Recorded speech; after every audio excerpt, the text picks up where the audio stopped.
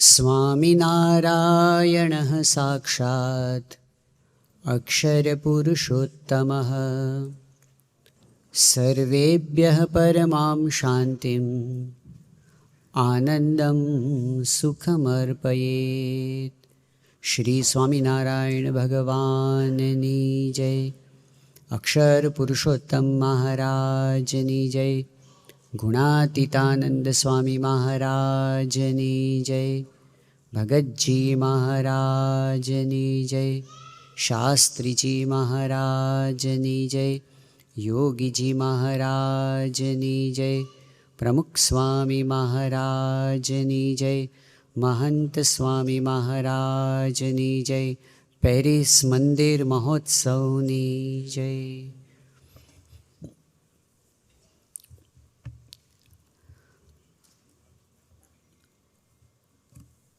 ગુણાતીતાનંદ સ્વામીના વખતની અંદર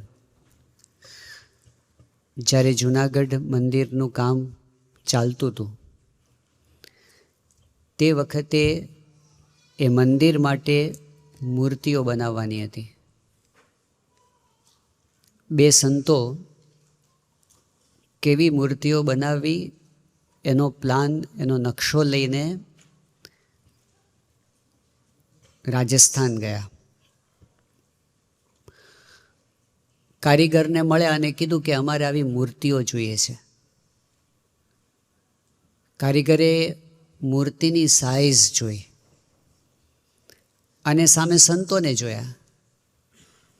પછી એમણે કહ્યું કે તમને ખબર છે કે તમે જે સાઇઝની મૂર્તિઓ લેવા માટે આવ્યા છો, આ કંઈ સામાન્ય દેરામાં આવી મૂર્તિ ના પધરાવાય.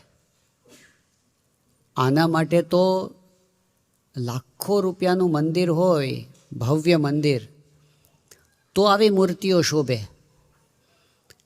એટલે જે સંતો ગયા હતા એમણે બીજો નકશો કાઢ્યો અને એમાં મંદિરનો પ્લાન બતાવ્યો અને કહ્યું કે મંદિર પ્રમાણે જ મૂર્તિઓ લેવા માટે આવ્યા છીએ. ત્યારે કારીગરે કહ્યું તો બરાબર છે. જો મૂર્તિઓ ભવ્ય હોય તો મંદિર પણ એ પ્રમાણે ભવ્ય હોવું જોઈએ અને મંદિર ભવ્ય હોય તો મૂર્તિઓ પણ એ પ્રમાણે હોવી જોઈએ. મંદિર પ્રમાણે મૂર્તિ અને મૂર્તિ પ્રમાણેનું મંદિર, આ બંને આપણને લંડન મંદિરમાં દર્શન થાય છે.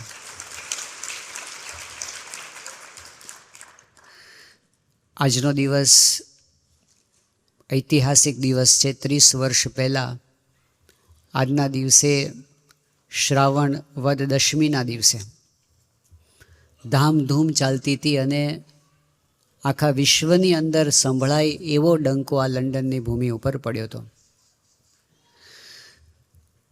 એ સ્થાન, એ સમય ક્યારેય ઇતિહાસમાં ભૂંસાય એવા નથી. આજે આ લંડન મંદિરના કણે કણમાં આપણને દિવ્યતા દેખાય છે. પ્રમુખ સ્વામી મહારાજની કૃપાના દર્શન થાય છે. હરિભક્તોની તપશ્ચર્યાના દર્શન થાય છે અને એમની તપ અને ભક્તિથી પ્રસન્ન થઈને ભગવાન પોતે મધ્યખંડમાં વિરાજમાન થયા એના પણ દર્શન થાય છે. આ ઉપાસનાનું તીર્થ બન્યું છે. જ્યારે લંડન મંદિરનું ઉદ્ઘાટનનો અવસર આવ્યો તે વખતે પ્રમુખ સ્વામી મહારાજે મંદિર વિશે જે સુંદર વિભાવના લખી હતી.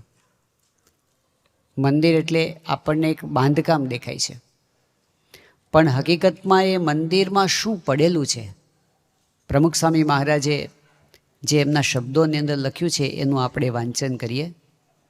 સ્વામી બાપાએ કહ્યું કે પરમાત્માને પામવાનું કેન્દ્ર એટલે મંદિર.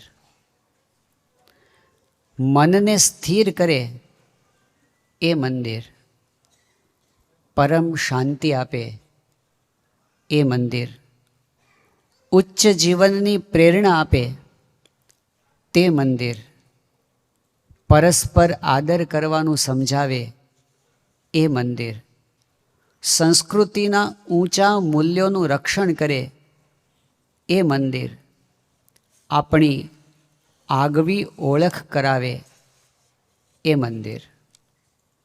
સ્વામીશ્રીએ મંદિરની આ વિભાવના લખીને પછી સાર લખ્યો છે કે ભગવાન સ્વામિનારાયણે આ પૃથ્વી ઉપર પધારીને અક્ષર અને પુરુષોત્તમની ઉપાસના અખંડ રહે તે માટે મંદિરો કર્યા.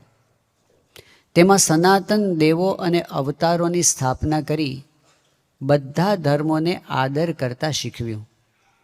આ બ્રહ્મ અને પરબ્રહ્મના સનાતન મૂલ્યોને શાસ્ત્રીજી મહારાજ અને યોગીજી મહારાજે મૂર્તિમાન કર્યા. દેશ અને પરદેશમાં સંસ્કાર કેન્દ્રો સ્થાપ્યા. આ અલૌકિક અને દિવ્ય કાર્યમાં સૌને લાભ મળતો રહે તે ભગવાન સ્વામિનારાયણને પ્રાર્થના. શાસ્ત્રી નારાયણ સ્વરૂપદાસના આશીર્વાદ સહ જય સ્વામિનારાયણ. સ્વામી બાપાના આ આશીર્વચનોની અંદર મંદિરમાં શું હોય છે આપણને સમજવા મળે છે. સ્વામિનારાયણ ભગવાને કહ્યું કે અમે ઉપાસના માટે મંદિર કર્યા છે. પ્રમુખ સ્વામી મહારાજ કહે છે કે એ મંદિરમાં શાંતિ મળે છે, એ મંદિરમાં ઉચ્ચ જીવનની પ્રેરણા મળે છે, એ મંદિરમાં આપણી આખી ઓળખ ટકી રહે છે. સ્વામી બાપાએ જે લખ્યું એ અમને પ્રસંગે પ્રસંગે આ મંદિર બનતી વખતે આપણને કહ્યું છે. તો અત્યારે આપણે પરમ પૂજ્ય પ્રમુખ સ્વામી મહારાજના એ વચનોનું સ્મરણ કરીએ એક ટૂંકી વિડીયોના માધ્યમથી. ભગવાન સ્વામિનારાયણે આ પૃથ્વી ઉપર પધારીને અક્ષર અને પુરુષોત્તમની ઉપાસના અખંડ રહે તે માટે મંદિરો કર્યા. કારણ કે ભગવાન આ લોકમાં આવ્યા, એમને મંદિરોનો આદેશ આપણને આપ્યો છે કે ઉપાસના રહેવા સારું મંદિરો કરવા. અને આપણે એ જ વસ્તુ શાસ્ત્રી મહારાજે આટલા માટે અક્ષર પુરુષોત્તમ જ્ઞાન આપ્યું છે. અને એ દેશ પ્રદેશમાં થાય એમ જોગી બાપાની ખાસ ઈચ્છા અને નિમિત્તે અહીંયા આગળ એક આપણું ભવ્ય મંદિર ખૂબ સુંદર થશે. પણ આ તો મંદિર છે એટલે દર્શન કરવા માટે આપણે અવશ્ય આવવાનું જ. રવિવારની સભા છે એટલે આપણે જવાનું, એમાં મૂળકો આવે ને પછી પાછો ખીચો પડી જાય એવું નહીં. જળ ઉત્તર ના થાય, એક સરખો રંગ સ્વામી કહે છે એ રંગ ચડ્યો એ ચડ્યો કે જેમાં હજારો માણસોને એના દર્શનથી લાભ થશે. કારણ કે ભગવાનના મંદિરો જે થાય છે એ પથ્થરો એ પથ્થર નથી, એમાં પણ ચૈતન્ય છે. મહારાજે પણ કહ્યું છે, સ્વામીએ પણ કહ્યું છે કે આ પથ્થરો પણ સત્સંગ કરાવશે. મારે કે ઉપાસના રહેવા સારું મંદિર છે એટલે આ મંદિર છે એ લાખો વર્ષ સુધી રહેશે તો ઉપાસનાનો માર્ગ ચાલુ રહેશે. બધા આશીર્વાદ આપવા બધા માટે ભેગા કર્યા છે. પહેલાં મંદિર જે કરીએ છીએ કે આપણે મંદિર કરીને કરવાનું શું છે કે આપણે બધા છોકરાઓ અને બાળકો એવા તૈયાર થાય. આપણે મુખ્ય એવું કહીએ છીએ એટલા માટે આપણે મહેનત કરીએ છીએ આપણે. અને જે આપણે મૂળ છે કે આટલું બધું ખર્ચો કરીને મંદિર કરીએ છીએ એનો મુખ્ય પાયો તો એ છે તમે લોકો આગળ સત્સંગ કરો, મંદિરને સાચવો, મંદિરનો સત્સંગ લગાડો, એને માટે છે વસ્તુ. તમારા તો સત્સંગની દૃઢતા છે, નિયમ ધર્મની દૃઢતા છે અને બીજાનો સ્તંભ છે તો આ કાર્ય થાય. એટલે એ માટે ભગવાનના મંદિરમાં જવાથી આપણને એક જાતના સંસ્કાર વધે છે, ધર્મમાં ભાવના થાય છે, ભગવાનને વિશે ભક્તિ થાય છે અને સત્સંગ જીવનમાં દ્રઢ થાય છે. તો એ સિદ્ધાંત આખા દુનિયાના માણસોને મળે એ એમનો સંકલ્પ હતો. અને શાસ્ત્રીજી મહારાજે એ અક્ષરને પુરુષોત્તમનું મંદિરો કરીને મૂર્તિઓ પધરાવીને આજે આ દેશ પ્રદેશ સુધી આપણે અહીંયા આવી છે. હમણાં વિવેકાનંદ સ્વામી શ્લોક બોલ્યા, ગુણાતીતો અક્ષરમ બ્રહ્મ. બોલો, ભગવાન પુરુષોત્તમ જનો જાનન ઇદમ સત્યમ મુચ્યતે ભવબંધનાત. આ બધા સમજ્યા તમે? શ્લોક બોલ્યા આપણે. આ સંદેશો આપણને મહારાજના થકી ત્યારથી આવેલો છે પરંપરામાં. લંડન જાય છે બે સંતો બાપા. હા, લંડન. આશીર્વાદ આપ, ખૂબ સારું કાર્ય થાય. આપનું પોટલું તૈયાર છે ને? પ્લેનની ટિકિટ આવી ગઈ છે. પ્લેનની ટિકિટ આવી ગઈ છે લંડન જવા માટે. હા, રેડી? આ સભા પતે એટલે આપણે નીકળી જઈએ. આવશો ને? તૈયાર. શું કેવું છે હરિભક્તોને? શું કહીશું ત્યાં? આપનો મેસેજ, આપનો સંદેશો શું છે? અક્ષર પુરુષોત્તમનું જ્ઞાન થાય તમને. અક્ષર પુરુષોત્તમનું જ્ઞાન થાય બધાને. બરાબર, બસ રાજી રહેજો, કાયમ ભેગા રહેજો. મારા સ્વામી ભેગા કે આપણે શાસ્ત્રી યોગી મહારાજ. આપ લંડન ગયા છો? લંડન, લંડનમાં શું કર્યું? ભજન ભજન બીજું આપે મોટું મંદિર બાંધ્યું મોટો મને હિસાબ આપે ભજન કરવા માટે મંદિર ગાવા બરાબર છે હું ભૂલી ગયો બાપા હા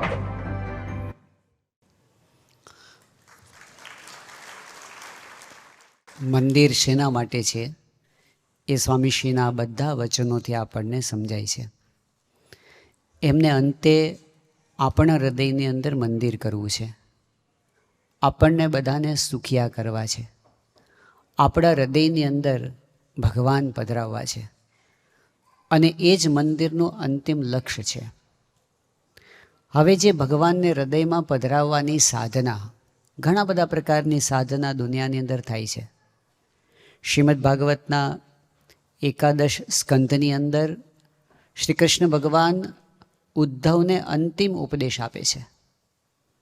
આ ઉપદેશ આપીને શ્રી કૃષ્ણ ભગવાન પોતાનો દેહ છોડી દેવાના હતા. એ છેલ્લા ઉપદેશની અંદર ભાગવત ધર્મની વાત કરતાં કરતાં એક જગ્યાએ શ્રી કૃષ્ણ ભગવાન એવી વાત કરે છે કે હવે હું જે વાત કરું છું એ રહસ્ય છે, એ સિક્રેટ છે, એ સાર છે. એવી એક મહત્વની વાત હવે હું તમને કરું છું, તમે ધ્યાન દઈને સાંભળો. આટલી વાત કરીને કૃષ્ણ ભગવાને 2 શ્લોકની અંદર એવી વાત કરી છે કે મને કોઈ વશ કરવા માગે, એટલે કે ભગવાનને કોઈએ વશ કરવા હોય તો એના માટેની ચાવી હું તમને આપું છું. હું શેનાથી વશ થાઉં છું એની વાત કરતાં પહેલાં કૃષ્ણ ભગવાન એવું કહે છે કે હું શેનાથી વશ નથી થતો એનું લિસ્ટ બતાવે છે. ન રોધયતિ મામ યોગો ન સાંખ્યમ ધર્મ એવ ચ ન સ્વાધ્યાયસ તપસ્ત્યાગો નિષ્ઠાપૂર્તમ ન દક્ષિણા વ્રતાની યજ્ઞ છંદાંસી તીર્થાની નિયમા યમાહ યથાવરુંદે સત્સંગ સર્વસંગાપહો હિમામ. લિસ્ટ બનાવે છે. કૃષ્ણ ભગવાન કહે છે કે હું યોગ સાધનાથી વશ થતો નથી. યોગ સારી વસ્તુ છે, એનાથી સ્વાસ્થ્ય સારું રહે છે, એનાથી મન એકાગ્ર થાય છે, એનાથી આપણી આધ્યાત્મિક અભિરુચિ વધે છે. પણ કૃષ્ણ ભગવાન કહે છે કે યોગથી હું વશ થાવ એવો નથી. સાંખ્યની વાત કરી, વૈરાગ્યની વાત કરી, એનાથી પણ હું વશ ન થાવ. કોઈ સ્વાધ્યાય કરે, ગ્રંથોનું વાંચન કરે, એનાથી પણ નહીં. કોઈ તપ કરે એનાથી નહીં. કોઈ ત્યાગ કરીને જંગલમાં રહે એનાથી પણ નહીં. ઈષ્ટાપૂર્તમ કોઈ સામાજિક કાર્યો કરે, સ્કૂલ બનાવે, હોસ્પિટલ બનાવે, ગરીબોને માટે દાન કરે, સારું કામ છે, પુણ્ય થાય છે એનાથી, પણ એનાથી હું વશ નહીં થાવ. દક્ષિણા આપીને કોઈ કદાચ બ્રાહ્મણોને, બધા સારા માણસોને આગળ લાવે, પ્રોત્સાહન આપે તો એ પણ એક બહુ સારું સત્કર્મ છે, પણ એ મને વશ કરવા માટે પૂરતું નથી. કોઈ વ્રત કરે, કોઈ યજ્ઞ કરે, કોઈ વેદોનો અભ્યાસ કરે, કોઈ તીર્થ કરે, કોઈ નિયમોનું પાલન કરે, કોઈ સંયમ પાળે, આ બધું લિસ્ટ બનાવીને છેલ્લે કહે છે હું એક જ સાધનથી વશ થાઉં છું, અને એ સાધન છે સત્સંગ. સ્વામિનારાયણ ભગવાને ગરડા મધ્યના 54મા વચનામૃતમાં આ વચનો પર મહોર મારી છે. મહારાજ કહે છે કે સત્સંગ જેવું કોઈ સાધન જ નથી ભગવાનને વશ કરવા માટેનું. આપણે ગમે તેટલું કરીએ ને છેલ્લે ત્યાં આવીને ઊભા રહેવાનું છે. એવો જે સત્સંગ, એને કઈ દ્રષ્ટિથી આપણે જુઓ. નિષ્કુળાનંદ સ્વામીએ આ સત્સંગને સમજવા માટેની એક દ્રષ્ટિ આપણને આપી છે. નિષ્કુળાનંદ સ્વામી સ્વામિનારાયણ ભગવાનના અગ્ર પંક્તિના સંત છે, બૃહદ વૈરાગ્યવાન છે, અત્યંત વિચક્ષણ છે. આજે નિષ્કુળાનંદ સ્વામીના વચનોનો અભ્યાસ આપણે કરીએ તો આપણને ખબર પડે કે ગમે તેટલું ચિંતન કરીને આપણે ગયા હોઈએ એ વિષય લઈને નિષ્કુળાનંદ સ્વામી પાસે, પણ જ્યારે નિષ્કુળાનંદ સ્વામીને આપણે વાંચીએ તો એવું લાગે કે આપણા કરતાં એ આગળ ને આગળ જ છે. વિશેષતા શું છે કે આજે કોઈ નિષ્કુળાનંદ સ્વામીનું કાવ્ય વાંચે અને 5 વર્ષ પછી વાંચે તો એમાં નવું ઊંડાણ એમને દેખાય. કોઈ સાધના કરીને જ્યારે વધારે સમજવાનો પ્રયત્ન કરે ત્યારે નિષ્કુળાનંદ સ્વામી નવી દિશા ખોલી આપતા હોય એવું લાગે. એટલે એ એક સાર ગર્ભિત શાસ્ત્ર છે નિષ્કુળાનંદ સ્વામીના વચનો પણ. સ્વામિનારાયણ ભગવાનના અનુભવી સંત છે એવા સદગુરુ નિષ્કુળાનંદ સ્વામીએ આપણને સત્સંગને સમજવાની એક દ્રષ્ટિ આપી છે એમના 64 પદી ગ્રંથના એક ભાગની અંદર.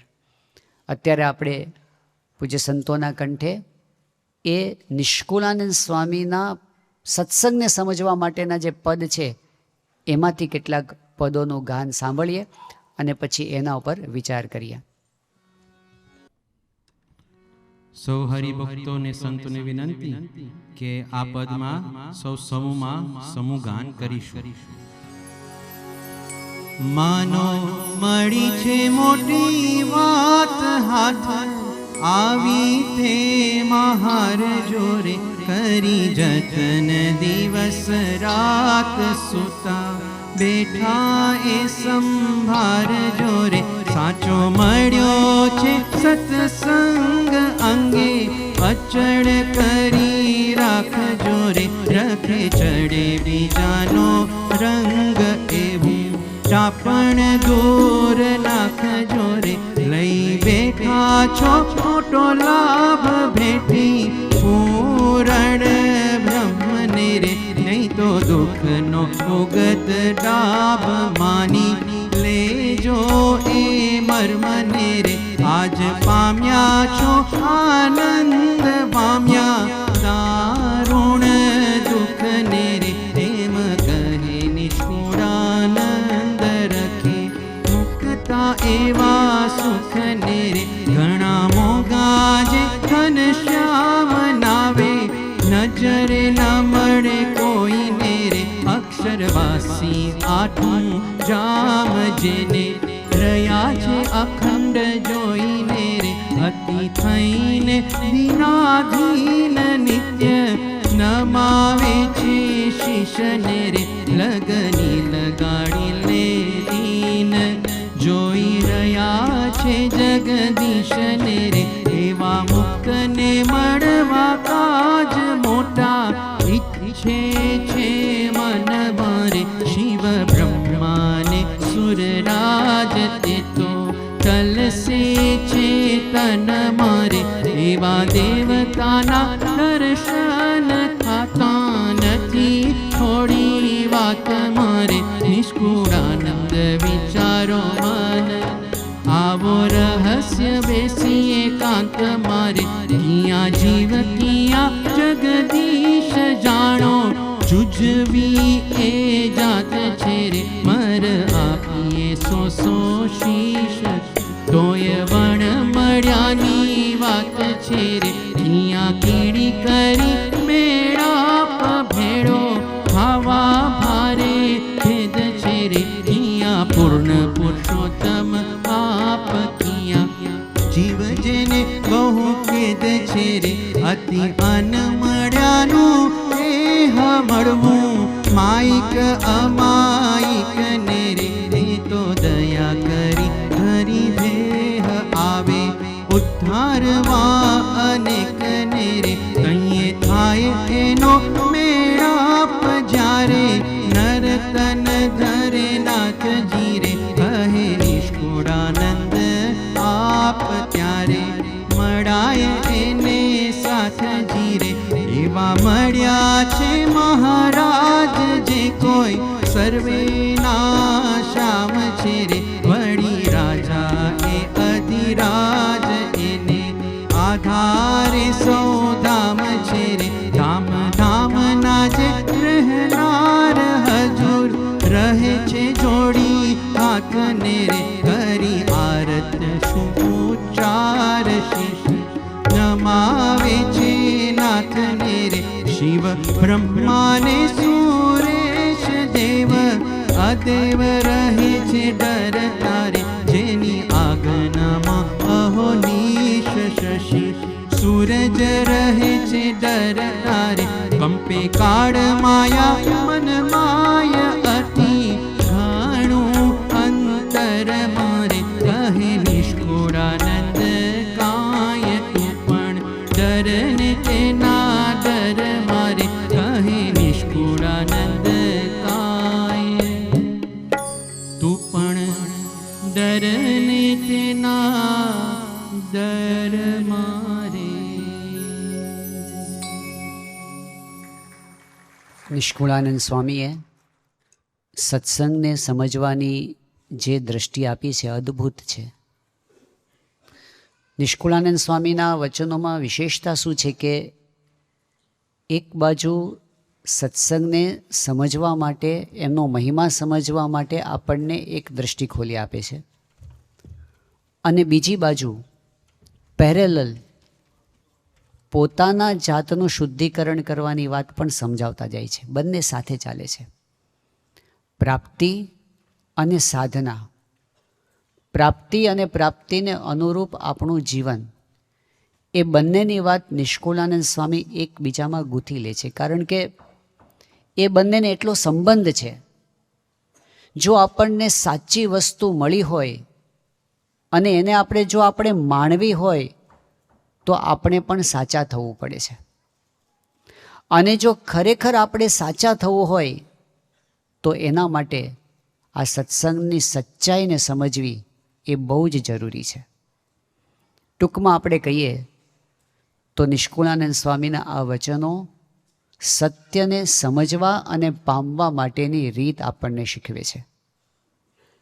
આજના દિવસમાં આપણે શરૂઆતમાં એ સત્યની વાત સમજીએ. ભારતના પ્રાચીનતમ શાસ્ત્ર, સનાતન શાસ્ત્ર વેદ ઉપનિષદ, એ ઉપનિષદની અંદર એક મંત્ર આપવામાં આવ્યો, એક ઘોષ કરવામાં આવ્યો, એક શંખનાદ કરવામાં આવ્યો. મુંડકોપનિષદની અંદર કહેવાયું, સત્યમ એવ જયતિ ન અનૃતમ. સત્યનો જ વિજય થાય છે, અસત્યનો નહીં. આ વાત સનાતન વાત છે અને સમજવી બહુ જ જરૂરી છે. કેમ કે જ્યારે સત્યના પથ પર ચાલવું હોય ત્યારે સત્યનો મહિમા પણ સમજવો પડે. આમ જુઓ તો આપણને ઘણી વખત સામાન્ય દ્રષ્ટિથી જોઈએ, વ્યાવહારિક દ્રષ્ટિથી જોઈએ, સંકુચિત દ્રષ્ટિથી જોઈએ, અથવા તો થોડાક સમયને આપણે સામે રાખીને ચાલીએ તો ભૂલા પડી જવાય એવું છે. ભૂલા પડી જાય એવી રીતે કે ઘણી વખત આપણને એવું દેખાય કે સત્ય કરતાં અસત્યનું બળ વધી જતું હોય. આ દુનિયાની અંદર આપણને એવું દેખાતું હોય કે કોઈ સાચા રાહ પર ચાલતો હોય એને હારવું પડે, અને જે દંભ અને કપટ કરતો હોય એ આગળ નીકળી જાય. કોઈ સાચા રસ્તે ચાલવા માંડે તો એને સહન કરવાનું આવે, અને જે ખોટા રસ્તે ચાલે એ બીજાને છેતરીને પોતાનું ધાર્યું કરાવી નાખે. આવું જ્યારે જોઈએ છે ત્યારે ઘણી વખત આપણી સત્ય માટેની નિષ્ઠા ડગવા માંડે છે. પરંતુ ના, સ્વામિનારાયણ ભગવાને વચનામૃતમાં કહ્યું છે, મધ્યનું 30મું વચનામૃત, કે આપણા શાસ્ત્રો સાચા છે અને શાસ્ત્રમાં કહ્યું હોય તે પ્રમાણે જ થાય છે. સત્યનો વિજય છે તો સત્યનો થાય જ છે.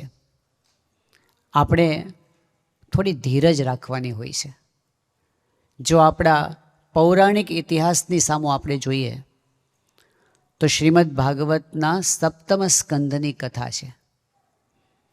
હિરણ્યાક્ષ અને હિરણ્યકશિપુ, આ બે બળવાન અસુરો, એનું બળ એટલું બધું વધી ગયું કે પૃથ્વીલોક તો એના કબજામાં હતો જ, પણ સ્વર્ગલોક ઉપર પણ વિજય પ્રાપ્ત કરી લીધો. ત્રિલોકી એમના કંટ્રોલમાં.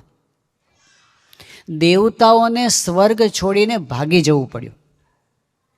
વાત આટલેથી અટકતી નથી. વાત એટલે પહોંચી કે હિરણ્યકશિપુ, એમના વિચારો તમે જુઓ ને, કોમ્યુનિસ્ટ હતો, નાસ્તિક હતો, અને એમ કહેતો કે તમારે કોઈને ભગવાનને ભજવાના નહીં, હું જ તમારો ભગવાન, હું તમારો શાસક છું, તમારે કોઈને ભજવાની. અને એટલો બધો એનો પાવર હતો એ સમયગાળાની અંદર એમણે પૃથ્વી પર વૈદિક ધર્મનું નામ નિશાન ન રહેવા દીધું. યજ્ઞ ન થવા જોઈએ, ભગવાનનું નામ સ્મરણ ના થવું જોઈએ, કોઈ શાસ્ત્ર રહેવા ના જોઈએ. એવું લાગ્યું એ વખતે કે જાણે ધર્મનો મૂળમાંથી નાશ થઈ ગયો આ પૃથ્વી પરથી. પણ છતાંય ફરી પાછો ધર્મનો ઉદય થયો. આ સનાતન ધર્મના પાયા એટલા મજબૂત છે, આ એટલા સત્યના પાયા ઉપર રચાયેલો ધર્મ છે કે ફરી વખત પાછો ધર્મ ઊભો થયો. ફરી વખત હિરણ્યકશિપુ ગયો, પણ વૈદિક ધર્મ એવો ને એવો રહ્યો. થોડાક નજીક આવીએ તો રામાયણના કાળની અંદર રાવણનું કેટલું બધું ચાલ્યું, કેટલું ચાલ્યું. સીતાજીનો કોઈ વાંક નહોતો, છતાં પણ એમને વાંક વગર કેટલું સહન કરવાનું થયું. રામચંદ્ર ભગવાન ઉપસ્થિત છે, લક્ષ્મણજી ઉપસ્થિત છે, અને છતાં પણ આસુરી શક્તિનું એટલું ચાલ્યું કે સીતાજીનું હરણ થયું. ભગવાન અને આવા સમર્થ ભક્ત હાજર હોવા છતાં પણ ચાલવા દીધું ભગવાને. શા માટે? ભગવાન તો સમર્થ છે, પણ એમને કંઈક મેસેજ આપવો છે. આવા સંજોગો આવવા દેવા છે. એમને કોક વખત ધર્મ અને કોક વખત અધર્મનું બળ વધઘટ કરવું હશે, કંઈક બેલેન્સ કરવા માટે. પણ અલ્ટિમેટલી સાચી વસ્તુ છે એનો વિજય થાય છે. તે વખતે એવું લાગતું હતું કે રાવણનું ધાર્યું થયું અને રામનું ધાર્યું ન થયું, પણ અંતે રામ રાજ્ય સ્થપાયું અને સત્યનો વિજય થયો. હજી થોડાક નજીકના કાળની અંદર આવીએ. વસુદેવ અને દેવકી, શું વાંક હતો એમનો? ભગવાને એને ત્યાં અવતાર લેવાનું નક્કી કર્યું હતું, પણ કંસ એની આસુરી શક્તિ કેટલું ચાલ્યું એનું. વસુદેવ અને દેવકીને સાચા માર્ગે ચાલવાવાળાને જેલમાં પુરાવવું પડ્યું. અને કેટલી હદ સુધી કષ્ટો આવ્યા.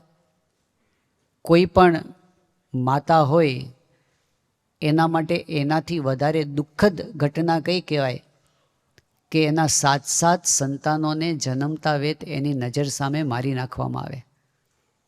દેવકીજીના નસીબમાં એ આવ્યું. એવું લાગ્યું કે ન ચાલ્યું. ભગવાનને પણ જન્મતા વેત જતા રહેવું પડ્યું દૂર.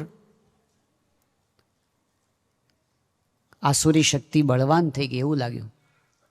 પણ અંતે સત્યમેવ જયતિ ન અનૃતમ. પાંડવો અને કૌરવોની બાબતમાં જુઓ, એવું લાગ્યું કે કૌરવો ખોટા હતા તો પણ એ જીતતા જ ગયા, જીતતા જ ગયા, જીતતા જ ગયા. દ્યુત રમવા માટે ગયા, જુગાર રમવા માટે ગયા, કૌરવો જીતી ગયા. દ્રૌપદીને સહન કરવાનો વારો આવ્યો. ફરી વખત રાજ્ય એ લોકોએ આપી દીધું હતું. ફરી વખત જુગાર માટે નિમંત્રણ આપ્યું. યુધિષ્ઠિર ફરી વખત ગયા, ફરી વખત હારી ગયા. જે સાચા હતા, જે ભગવાનના આશ્રિત હતા, એવા પાંડવોને દ્રૌપદી સાથે વનમાં ભટકવાનું થયું. અને પહેલાં દુર્યોધન, દુશાસન એ બધા ભાઈઓ જલસા કરતા હતા રાજમહેલમાં. 3 તો વનવાસ આવ્યા છે પાંડવોના જીવનમાં. જન્મ જ જંગલમાં થયો છે પાંડવોનો. લાક્ષાગૃહનું દહન કરો તે વખતે જંગલમાં ભટકવાનું થયું છે, અને આ જુગાર માર્યા પછી 3જી વખત વનમાં ફરે છે. યુદ્ધનો નોબત આવીને ઊભી રહી. કૃષ્ણ ભગવાન પોતે સમજાવવા માટે ગયા, દુર્યોધન ન માન્યો.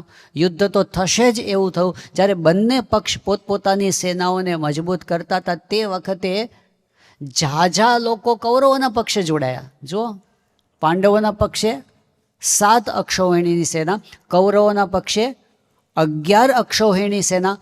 મોટી સેના એના પક્ષે, ઝાઝા રાજાઓ ત્યાં જોડાયા. અને એમાં પણ જે મોટા મોટા મહારથીઓ હતા, જે એ વખતના ટોપ હતા, ભીષ્મ પિતામહ તો કે કૌરવોના પક્ષે. આ બધાને ધનુર્વિદ્યા શીખવનાર દ્રોણાચાર્ય તો કૌરવોના પક્ષે. કર્ણ કૌરવોના પક્ષે. અશ્વત્થામા, કૃપાચાર્ય, આ બધા મોટા મોટા એના પક્ષે. અરે કપટ કરીને પણ કેવી રીતે અસત્ય આગળ આવી જતું લોકોએ જોયું. પાંડવોના મામા હતા શલ્ય, મદ્ર દેશના રાજા હતા, માદ્રીના ભાઈ હતા, સહદેવ અને નકુલના મામા થાય. એક અક્ષૌહિણી સેના લઈ અને પાંડવોને મદદ કરવા માટે આવતા હતા. શલ્ય પોતે પણ મોટું સૈન્ય લઈને આવતા હોય, વચ્ચે વચ્ચે ક્યાંક મુકામ તો કરવો પડે, પડાવ તો નાખવો પડે. દુર્યોધને એવી હોશિયારી કરી કે જ્યાં જ્યાં એ પોતે પડાવ નાખતા હોય ત્યાં ત્યાં આખા સેનાની બધી વ્યવસ્થા એ પોતે કરી આપે.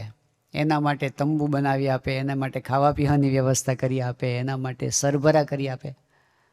એટલી સારી સેવા કરી, એટલી સારી સુવિધા આપી, એટલી સારી રીતે એને સાચવ્યા. શલ્ય ખુશ થઈ ગયા કે કોણ આપણી આટલી સારી વ્યવસ્થા કરે છે. તો દુર્યોધન હાજર થઈ ગયો કે આ તમારો સેવક. શલ્ય રાજી થઈ ગયા કે તમે અમારી આટલી સેવા કરી તો અમે તમારા માટે શું કરીએ. દુર્યોધનને આટલું જ જોતું હતું, એ કે તમે અમારા પક્ષમાં આવી જાઓ. વચનથી બંધાઈ ગયા હતા. શલ્ય આવતા હતા પાંડવોને મદદ કરવા માટે, પણ પોતાના જ ભાણિયાઓની સામેના પક્ષે એને લડવું પડ્યું. કપટ જીતી ગયું, અસત્ય આગળ નીકળી ગયું એવું લાગ્યું આપણને એ વખતે. પણ યતો ધર્મસ તતો જય, એ જે મહાભારતનો ઘોષ છે, અંતે કૌરવ કુળનું નિકંદન થયું અને અસત્ય છે એને ધૂળમાં મળવું પડ્યું. સત્યનો વિજય થયો. પણ વચ્ચેનો જે ગાળો હોય છે ને એમાં કસોટી થતી હોય છે. સત્યના માર્ગે ચાલનારને પહેલાં તો સત્યમાં એ નિષ્ઠા હોવી જરૂરી છે કે અંતે વિજય એનો જ થવાનો છે, એટલે આપણે એને છોડવું નહીં. સ્વામિનારાયણ ભગવાનના સમયની અંદર મહારાજ પોતે પ્રગટ્યા, આ સત્સંગ લઈને આવ્યા.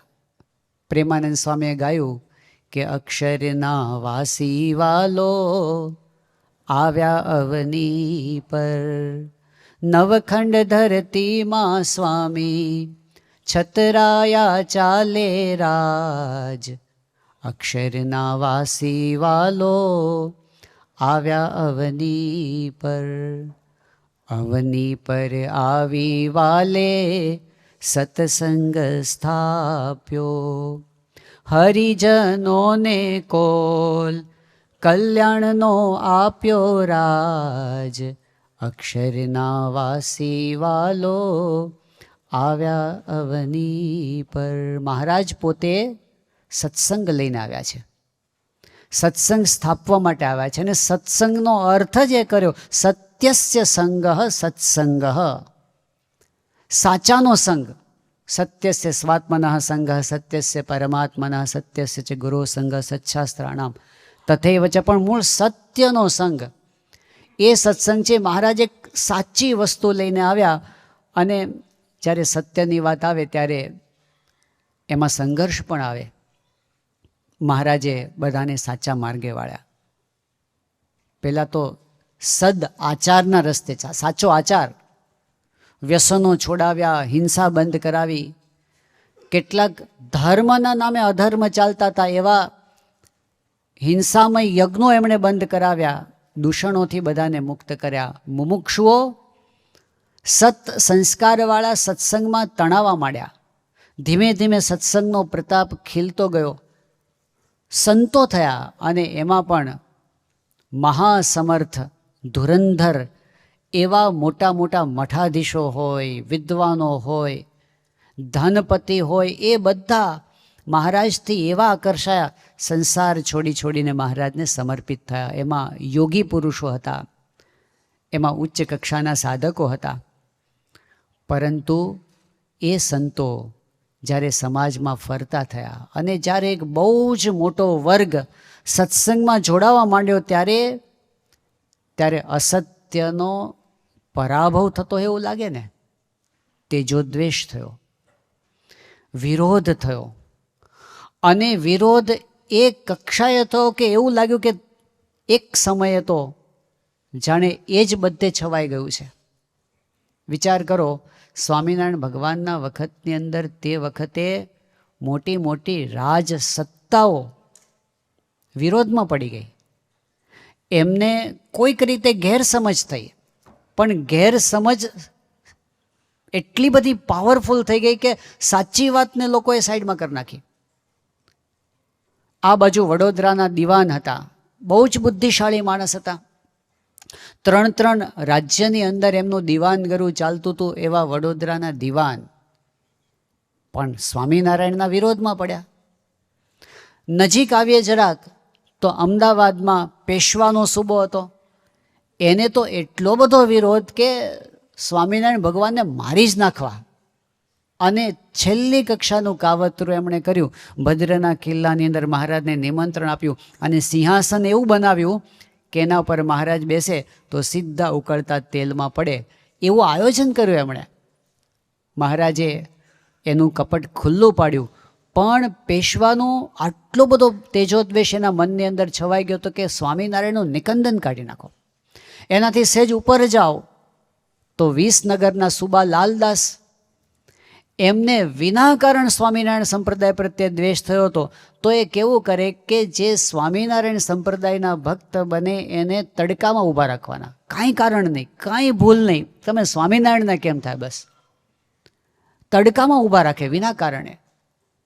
આ બાજુ આપણે જે તો કચ્છ અને ભુજની અંદર ત્યાંના જગજીવન હતા, ત્યાંના એ વખતના જે વહીવટદાર હતા, સુબા હતા, તો એને એટલો બધો વિરોધ કે આખી સેના લઈને મહારાજને મારવા માટે મોકલી.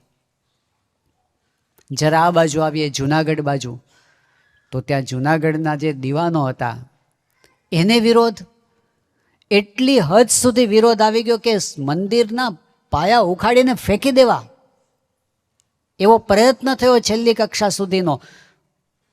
જરાક એનાથી નજીક આવ્યા આપણે તો ભાવનગરના વખતસિંહ બાપુ અને પછી વજયસિંહ બાપુ, 2 પેઢી મહારાજના વખતમાં આવી હતી. એમણે પણ પ્રયત્ન કરેલો. લાડુદાન ગઢવીને મોકલનાર હતા વખતસિંહ બાપુ કે જાઓ સ્વામિનારાયણનું ઉઘાડું પાડો તમે, આ કંઈક ચાલે છે, અમારા તંત ચાલે છે અમારા રાજ્યની અંદર ગઢડામાં. અને દાદા ખાચરના ખળા ઉપર ચોકી બેસાડી દેવી, ખળામાં અનાજ હોય છતાં પણ ઘરમાં દાણો ન આવે એવી વ્યવસ્થા કરાવનાર વજયસિંહ બાપુ હતા.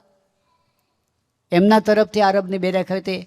એમાં એનો વાંક હોય કે ન હોય, એમને કોકે કાન ભંભેરણી કરી હતી, પણ ભંભેરણી કરવાવાળાનું ચાલ્યું, વાત એમ છે. હજી વધારે નજીક આવે તો ભડલીનો ભાણ ખાચર વિરોધમાં હતા. હજી વધારે નજીક આવીએ તો તળ ગઢડામાં જીવા ખાચર. આ બધી સત્તાઓ હતી એ વખતે, સત્તાઓ. અને એ બધાએ પોતાની પૂરી શક્તિ રેડી હતી સત્યની સામે, સત્યને ઉખેડી નાખવા માટે.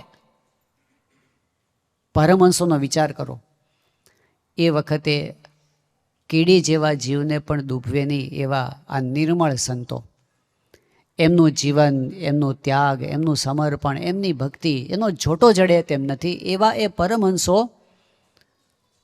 પણ એ પરમહંસોને ઓછું સહન કરવાનું નથી આવ્યું, બિકોઝ એ સ્વામિનારાયણના થયા.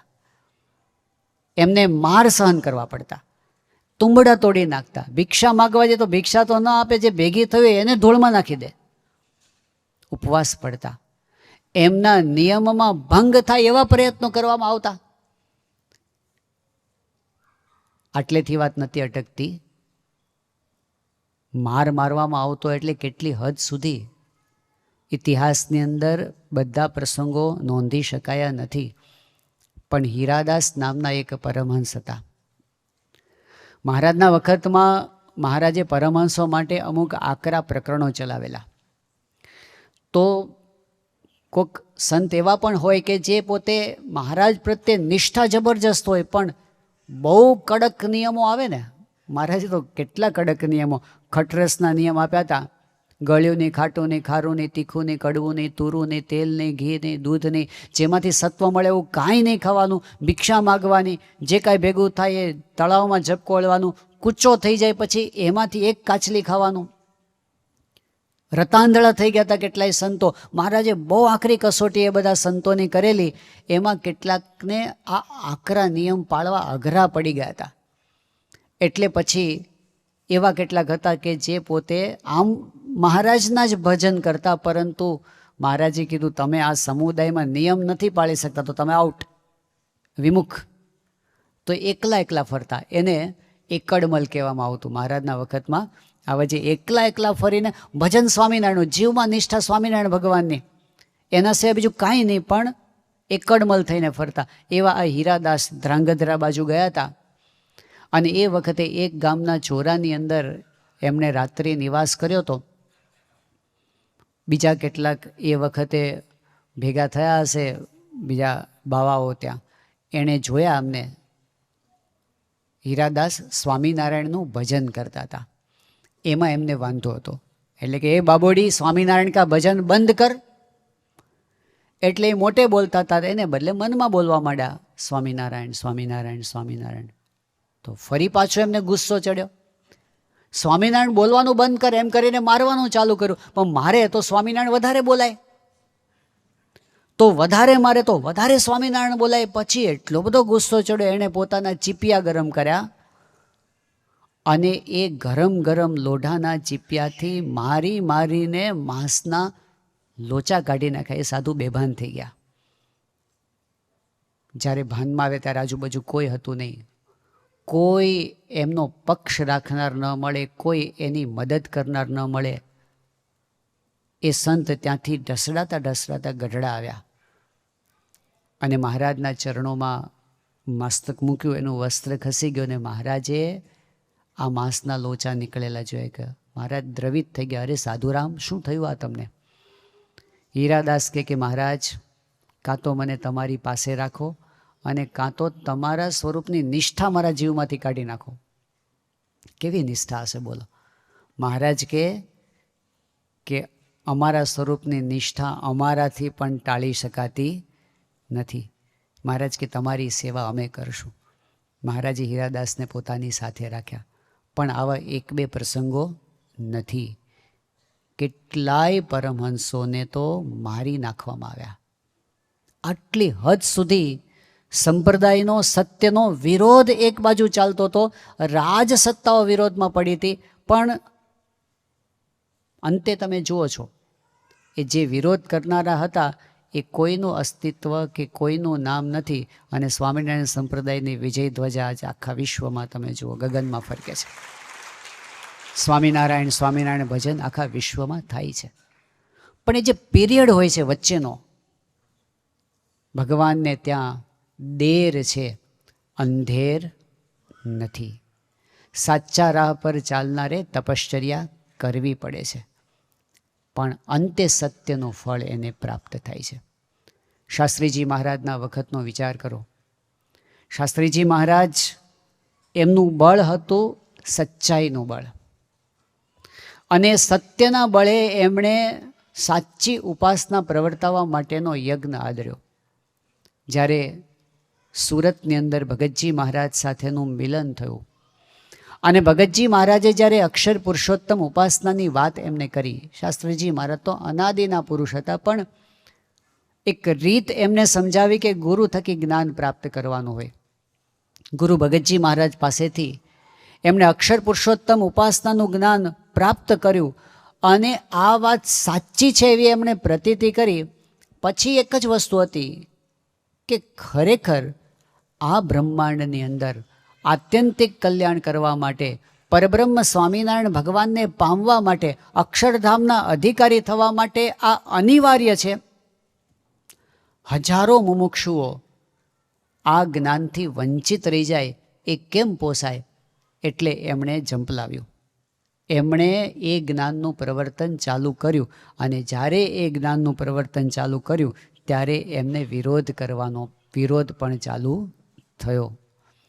શાસ્ત્રીજી મહારાજના વખતની અંદર આપણે જાણીએ છીએ કે એમણે તો ભગતજીને ગુરુ કર્યા ત્યારથી પ્રશ્ન ચાલુ થયા. સદગુરુ નિર્ગુણદાસ સ્વામીએ ભાવનગરના હરિભક્ત કુબેરભાઈ ઉપર એક પત્ર લખેલો છે. ઘણો લાંબો પત્ર છે, છાપેલા 40થી વધારે પાના છે, એટલે હાથથી લખેલા તો કદાચ 100 પાના હશે એમના. પણ એ પત્રને નિર્ગુણદાસ સ્વામી શાસ્ત્રીજી મહારાજનો આખો વૃત્તાંત લખે છે. એમાં લખે છે કે જ્યારે પોતે નાની ઉંમરમાં ત્યાગી થયા ત્યારે શાસ્ત્રીજી મહારાજની પ્રતિભા જ એવી હતી કે બધા એમનાથી અંજાઈ જતા. યોગેશ્વરદાસ સ્વામી જેવા જૂનાગઢના મહાસદગુરુ મહાસમર્થ સદગુરુ બોલી ગયા હતા કે છોકરા તારામાં તેજ અપાર છે.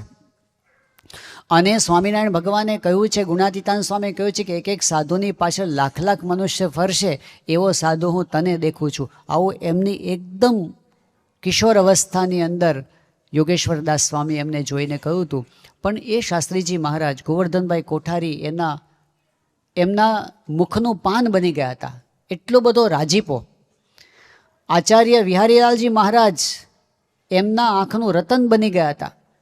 એટલો બધો એમનો રાજીપો. અને મોટા મોટા સદગુરુઓ, કારણ કે એમની વિદ્વત્તા એવી, એમની સાધુતા એવી, એમની વ્યવહાર કુશળતા એવી, એમની સેવાની ભાવના આવી, એમના સદગુણો એવા, બધાને એમના પ્રત્યે હેત થાય, આકર્ષણ થાય, અને બધાના હૃદયમાં છવાઈ ગયા હતા શાસ્ત્રીજી મહારાજ. પરંતુ એક ટર્ન જ્યારે એમના જીવનમાં આવ્યો, શાસ્ત્રીજી મહારાજે જ્યારે ભગતજી મહારાજને ગુરુ કર્યા, આ એક એટલું હિંમતભર્યું પગલું હતું ને. સમાજમાં વર્ણ અને આશ્રમ એક જરૂરી વ્યવસ્થા છે વર્ણાશ્રમની, પણ એ વર્ણ અને આશ્રમ જ્યારે જડતા પકડી લે ત્યારે ઘણી વખત સત્યને શોષાવવું પડે. શાસ્ત્રીજી મહારાજ પોતે ક્રાંતિ કરનાર હતા આ બાબતમાં. એમણે ભગતજી મહારાજને ગુરુ કર્યા. ગૃહસ્થ છે, સમાજની દ્રષ્ટિએ જોઈએ તો નિમ્ન વર્ણના છે, પણ શાસ્ત્રીજી મહારાજે જોયું કે આ બ્રહ્મ સ્વરૂપ સત્પુરુષ છે. ઉપરનો આકાર ન જોવાનો હોય, કોણ છે એ જોવાનું હોય. અને શાસ્ત્રીજી મહારાજ સમર્પિત થઈ ગયા. બરાબર એક વખત નિષ્ઠા પાકી હતી કે સત્પુરુષ સાચા છે, પછી એમને કોઈની બીક હતી નહીં. જ્યારે ભગતજી મહારાજને ગુરુ કર્યા, નિર્ગુણદાસ સ્વામીએ વૃત્તાંતમાં લખે છે કે એમને લોકો સમજાવતા કે તમે આ બંધ કરો, ભગતજીને તમે ગુરુ ન કરો, એમનો સમાગમ ન કરો, તો પહેલાં તો એમને હેતને પેટે સમજાવતા. શાસ્ત્રીજી મહારાજ ન માન્યા તો નિર્ગુણદાસ સ્વામી લખે છે કે પછી એમને ઠપકો આપતા. અને પછી એક આગળની વાત લખે છે કે તો પણ ન માન્યા તો બધાની નજર એમના પરથી ઉતરી ગઈ. આ અઘરામાં અઘરું કામ આ છે. જે મોટેરા તમારા વખાણ કરતા હોય અને એની નજરમાં આપણે ઉતરી જઈએ, એની મોહબત છોડી દેવી પડે. શાસ્ત્રીજી મહારાજે જોયું કે વાત સાચી છે, તો કોઈ મારા પ્રત્યે સદભાવ રાખે કે કોઈ અસદભાવ રાખે, એની મારે પડી નથી. એ સત્યને વરેલા હતા. સાચું છે તો કરો. અને એક વખત એવો આવ્યો, નિર્ગુણદાસ સ્વામી કહે છે કે એમનું અપમાન કરવામાં કોઈએ બાકી રાખ્યું નથી. એટલું બધું એમને સહન કરવાનું આવ્યું. સહન કરવાનું એટલી હદ સુધી આવ્યું કે એમનું નિકંદન કાઢી નાખવા સુધીના પ્રયત્નો બધા થયા. ગોવર્ધનભાઈ કોઠારી બોલી ગયા કે આ બેક છે, કોષ અને કોદાળી લઈ અને તમારું મૂળિયું કાઢવા તૈયાર થયો છે. અને એમાં અસત્યને કે ખોટી વસ્તુ હતી એને સફળતા મળી. કેટલી હદ સુધી સફળતા મળી કે શાસ્ત્રીજી મહારાજ એમના ભગવા વસ્ત્ર ઉતારી અને એમને ધોળા વસ્ત્ર પહેરાવી દેવામાં આવ્યા. શું ખામી હતી એમની સાધુતામાં, એમના નિયમ ધર્મમાં, એમની ભક્તિમાં, એમના એકાંતિક ધર્મમાં શું ખોટ હતી? એમણે અક્ષરને પુરુષોત્તમ સત્ય સિદ્ધાંતને વરીને ભગતજી મહારાજ જેવા સાચા સત્પુરુષને ગુરુ કર્યા. એનો દંડ એમને સહન કરવાનો થયો. એમને ધોળા પહેરાવી દીધા. એટલું ભારે અપમાન એમણે સહન કરવાનું થયું. એવું લાગ્યું કે ચાલ્યું તો એમનું જ.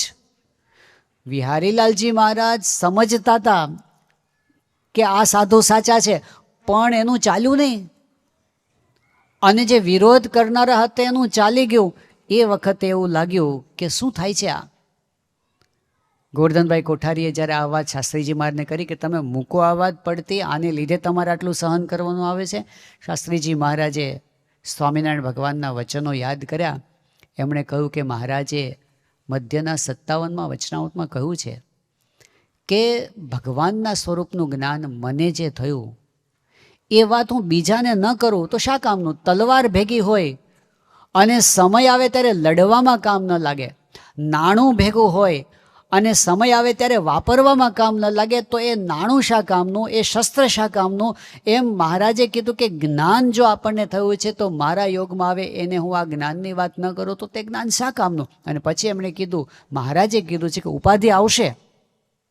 ઉપાધિ આવશે તો શ્રીજી એને ટાળનાર બેઠા છે, ભગવાન બેઠા છે રક્ષા કરનારા, અને કદાચ ભગવાન રક્ષા નહીં કરે તો ખપી જાશું. ભગવાનનું જ્ઞાન પ્રવર્તાવવા માટે કદાચ દેહ પડી જાય તો ભલે પડી જાય. આટલી હદ સુધી શાસ્ત્રીજી મહારાજની તૈયાર હતી. કારણ શું હતું? આટલો બધો કોન્ફિડન્સ ક્યાંથી હતો? વાત એ હતી કે સચ્ચાઈ હતી અંતરમાં. આ વાત પરમ સત્ય છે. શાસ્ત્રીજી મહારાજનો બહુ જ પ્રસિદ્ધ પત્ર છે. 7 ડિસેમ્બર 1938ના દિવસે શાસ્ત્રીજી મહારાજે વરખેડાથી આ પત્ર આફ્રિકાના હરિભક્તોને લખ્યો છે. ગુણાતીતાનંદ સ્વામીએ અક્ષર બ્રહ્મ છે, આ પરમ સત્ય છે, એ સમજાવવા માટે એમણે દસ્તાવેજી પુરાવો સાથેનું ડોક્યુમેન્ટેશન કરીને આખો પત્ર લખ્યો છે.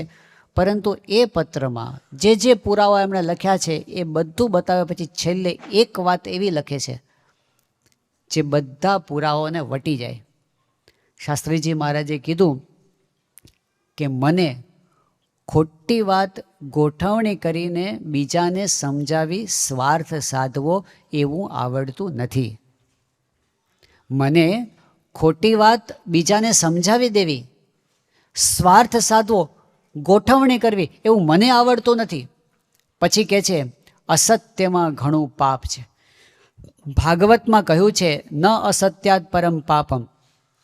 પૃથ્વીએ કહ્યું છે કે બધા પાપી પુરુષોનો ભાર હું સહન કરી શકું છું, પણ અસત્ય બોલનારનો ભાર સહન કરી શકતી નથી.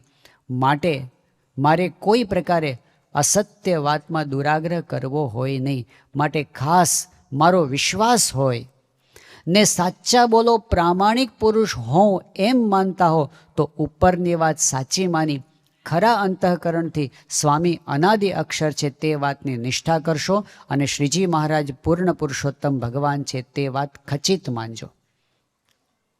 શાસ્ત્રીજી મહારાજ કહે છે કે મને તમે સાચા બોલો પ્રામાણિક માણસ માનો છો કે નહીં? આ દુનિયામાં સજ્જન માણસ ખોટું ના બોલે. શાસ્ત્રીજી મહારાજ કેવી એમની સાધુતા, કેવો એમનો પ્રતાપ, બધાને ખુલ્લી આંખે દેખાય. શાસ્ત્રીજી મહારાજનું જીવન. ગોવર્ધનભાઈ કોઠારી ભલે અક્ષર પુરુષોત્તમ ઉપાસનાના પ્રવર્તનનો વિરોધ કરતા હોય પણ શાસ્ત્રીજીમાંની સાધુતાનું પ્રમાણ આપતા, એમની કથામાં બેસતા. અને જ્યારે કોઈએ કીધું કે તમે કેમ એમની કથામાં બેસો છો ત્યારે ગોવર્ધનભાઈ કોઠારી કહેતા કે વડતાલના 2000 ત્યાગી છે એમાં શાસ્ત્રી યજ્ઞ પુરુષદાસ જેવો ધન અને સ્ત્રીનો ત્યાગી મેં બીજો કોઈ જોયો નથી. એટલે એની વાતો મને સાકરના કટકા જેવી લાગે છે. સચ્ચાઈ, એમની સચ્ચાઈ બધાના હૃદયને ભેદી નાખે તેવી હતી. એટલે કોઈ દિવસ એમણે પાછા પગલાં ભરવાના થયા નહીં. પોતાની 85 વર્ષની ઉંમરે જ્યારે પ્રમુખ સ્વામી મહારાજને શાસ્ત્રીજી મહારાજે ધર્મધુરા સોંપવાનું, પ્રમુખ પદ આપવાનું નક્કી કર્યું તે વખતે કેટલાક જૂના હરિભક્તો, પીઢ હરિભક્તો, જેને સત્સંગનું મમત્વ હતું એવા હરિભક્તો, એમણે શાસ્ત્રીજી મહારાજ પાસે વાત કરી કે સ્વામી આ નારાયણ સ્વરૂપદાસજીની ઉંમર તો નાની છે અને તમે જરા વિચાર કરો તો સારું. એમાં કોઈ વળી એવું કીધું શાસ્ત્રીજી મહારાજને કે સ્વામી એવું ન થાય કે અત્યારે ઉતાવળ થઈ જાય ને પાછળથી પસ્તાવું પડે.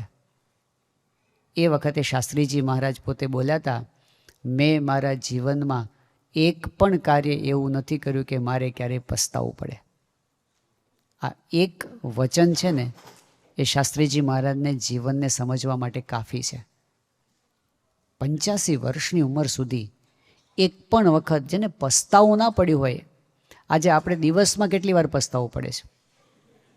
બોલ્યા પછી એવું થાય કે ન બોલ્યા હોત તો સારું હતું, અને જમ્યા પછી એવું થાય કે માપનું ખાધું હોત તો સારું હતું, સવારે ઉઠ્યા પછી એવું થાય કે જરા વહેલા ઉઠ્યા હોત તો સારું હતું. ઘણીવાર ન બોલ્યા પછી એમ થાય કે બોલવા જેવો તો ન બોલ્યા. કેટલી બધી વખત આપણને એમ થાય છે કે આ કરવા જેવું હતું ને તે ન થયું ને ન કરવા જેવું હતું તે થઈ ગયું. 85 વર્ષની ઉંમર સુધી જે પુરુષના જીવનમાં એક પણ વખત પસ્તાવાનો વારો ન આવ્યો હોય એમનું જીવન કેટલું સિદ્ધાંત પર ચાલતું હશે, કેટલી અવેરનેસ હશે, કેટલી તપશ્ચર્યા હશે, કેટલી ક્લેરિટી હશે એમના જીવનમાં. એવા શાસ્ત્રીજી મહારાજ કહે છે, તમે મને સાચા બોલો, પ્રામાણિક પુરુષ માનતા હો તો એટલું માનજો કે અક્ષર ને પુરુષોત્તમનું જ્ઞાન સાચું છે. શાસ્ત્રીજી મહારાજ આવા સિંહ પુરુષ હતા. અને એટલે તમે જુઓ, શાસ્ત્રીજી મહારાજની સાથે એ વખતે જ્યારે શાસ્ત્રીજી મહારાજ જ્યારે વડતાલની બહાર પગ મૂક્યો, એમની પાસે કોઈ ભૌતિક બળ તો હતું જ નહીં. એમણે કંઈ એવી વ્યવસ્થા નથી કરી કે ચલો આપણે બહાર નીકળીએ. નહીં, પેલી રાજાની કથા આવે છે કે 5 વર્ષ પૂરા થાય ને રાજાને, એટલે પછી એને જંગલમાં મૂકી આવવાનો, પછી નવો રાજા લાવવાનો. જંગલમાં બધા જંગલી પશુઓ એને ખાઈ જાય. એટલે જેટલા રાજાઓને 5 વર્ષ પૂરા થઈને બધા રડતા રડતા જ જતા હોય, કારણ કે એને ખબર છે હવે મારે જંગલમાં જવાનું. આવો એ રાજ્યનો રિવાજ હતો. પણ એક રાજા હતો અને એ હસતો હસતો જતો હતો. બધાએ કીધું કે કેમ? એ કે મેં 5 વર્ષ અહીં કાંઈ કર્યું નથી, ત્યાં ઊભું કરી દીધું છે. એટલે મારે તો મોટું રાજ્ય ભોગવવા માટે જવાનું છે. આ એક વાર્તા છે. પણ શાસ્ત્રીજી મહારાજે એવું નહોતું કર્યું કે ચલો આપણે એક આપણી પ્રોપર્ટી બનાવી દઈએ, આપણે કંઈક આપણું કંઈક સ્થાન બનાવી દઈએ અને પછી આપણે અહીંથી ત્યાં નીકળશું. શાસ્ત્રીજી મહારાજ નીકળ્યા છે ત્યારે એમની પાસે એક નયો પૈસો નથી, 1 ઇંચ જમીન નથી, એમની પાસે ખાવાનું નથી. અરે 3-3, 4-4 દિવસના ઉપવાસ પછી નીકળ્યા છે શાસ્ત્રીજી મહારાજ, અને પારણાની ખીચડી ક્યાં ખાશે ખબર જ નથી, કાંઈ જ સાથે નથી. જોડીના પુસ્તકો પણ ભેગા લેવા દીધા નથી. એમનેમ હાથે પગે શાસ્ત્રીજી મહારાજ બહાર નીકળ્યા છે. અને ખબર છે કે જે વખતે હું આ દરવાજાની બહાર પગ મૂકીશ પછી ઘણી બધી મોટી શક્તિ, જેટલા રિસોર્સિસ છે બધા વિરોધ કરવા માટે કામ લાગી જવાના છે. આ એમને ખબર હતી. પણ કેટલો કોન્ફિડન્સ હતો. એ વખતે પોતે હરિકૃષ્ણ મહારાજ પાસે જઈને ઊભા રહ્યા કે મહારાજ, આપનો સિદ્ધાંત પ્રવર્તાવવા માટે આપની ઈચ્છાથી અમે બહાર નીકળીએ છીએ, તો આપ અમારી સાથે રહેજો. બસ ભગવાન સાથે હતા, ધર્મ સાથે હતો, સિદ્ધાંત સાથે હતો. અને બહાર નીકળ્યા અને સામેથી ગાય આવી. શાસ્ત્રીજી મહારાજ કે સુકન થયા. નહીંતર આવા સમયે થાય કે હવે હાશ બચા, એવું થાય ને. એમને પોતાના જીવની પરવાહ નહોતી. એ સત્ય માટે બહુ મોટું કામ કરવા માટે નીકળ્યા છે એ વાત એમના હૃદયમાં હતી. અને એટલે પોતે ત્યાંથી નીકળ્યા. આપણે શાસ્ત્રીજી મહારાજને જોઈએ છે. અને બહાર નીકળ્યા તે વખતે એમની પાસે એવી ચોઇસીસ હતી કે પોતે પોતાનું જે ખરાબ કરનાર હોય એનો બદલો વાળી શકે. પોલીસ પટેલ કિશોરભાઈ આવ્યા અને એમણે કીધું કે સ્વામી મને નામ લખાવો ને ખાલી, બાકી હું પતાવી દઈશ. શાસ્ત્રી મહારાજ કે અમારે કોઈના માટે કોઈ ફરિયાદ નથી. સત્યની વાત. એમણે કોઈ ખોટો રસ્તો પણ લીધો નહીં. અને શાસ્ત્રીજી મહારાજ પોતે બહાર નીકળ્યા સત્યને સાથે લઈને. એમને વિશ્વાસ હતો. એટલે શાસ્ત્રીજી મહારાજની સાથે જે નીકળ્યા એ જો તમે કેવા હતા. કોઠારી જેઠા ભગત મુંબઈ મંદિરના કોઠારી હતા. અને મુંબઈની જાહો જલાલી એનું સત્તા મૂકીને કોઠારી જેઠા ભગત શાસ્ત્રીજી મહારાજની સાથે બહાર નીકળ્યા, જે પાછળથી નિર્ગુણદાસ સ્વામી થયા. કોઠારી મહાપુરુષદાસ સ્વામી જે હતા એ કોઠારી બેચર ભગત, ગોવર્ધનભાઈ કોઠારીનો જમણો હાથ કહેવાય, મોટી સત્તાવાળા હતા. પણ એ શાસ્ત્રીજી મહારાજની સાથે બહાર નીકળી ગયા, જે મહાપુરુષદાસ સ્વામી પોતે પાછળથી બન્યા. શાસ્ત્રીજી મહારાજની સાથે કોઠારી પ્રભુદાસ નીકળ્યા, કોઠારી શંકર ભગત, કોઠારી જીભાઈ, એ તો જૂનાગઢ મંદિરના સર્વેશ્વર હતા. એ છોડીને નીકળી ગયા શાસ્ત્રીજી મહારાજ અક્ષર પુરુષોત્તમ માટે. આ વાત સાચી છે એના માટે, આ પુરુષ સાચા છે એના માટે. એને એવું નહોતું. નોર્મલી કોઈ વ્યક્તિ રાજકીય પક્ષ બદલતા હોય છે કેટલાક, નહીં, એક પાર્ટીમાંથી બીજી પાર્ટીમાં જાય. પણ શું કામ જાય? કે ભાઈ ત્યાં મને કંઈ મોટું પદ મળવાનું છે, એટલે એવી રીતે જાય ને કે ભાઈ અહીંથી મને શું વધારે મળવાનું છે. શાસ્ત્રીજી મહારાજે કોઈને એવી લાલચ નહોતી આપી કે તમે આવશો ને તો તમને મોટા કોઠારી બનાવીશું. અરે હજી તો એક મંદિર જ નહોતું તો કોઠારી છે ને. અહીં તો ભટકવાનું હતું, જોડી માગવાની હતી, ભિક્ષા માગવાની હતી, અપમાન સહન કરવાના હતા. પણ એમની સાથે એવા સિંહ પુરુષો નીકળ્યા જે કેવળ સત્યને વરેલા, કોઈ સ્વાર્થ માટે નહીં. નિર્ગુણદાસ સ્વામી એમની સચ્ચાઈ, શાસ્ત્રીજી મહારાજની સાથે જોડાયેલાની સચ્ચાઈ કેવી છે તમે જુઓ. એક પત્રની અંદર નિર્ગુણદાસ સ્વામીએ લખ્યું છે કે અમે કોઈ પક્ષાપક્ષીથી અગર કોઈને દબાવવા, અગર અભિમાને કરીને કરતા હોઈએ, અગર કોઈને પાછા પાડવા કરતા હોય, અગર વડતાલ કે ગરડાથી મોટા થવાના સબબથી કરતા હોય તો કોટાન કોટી પરમહંસોને માર્યાનું પાપ છે.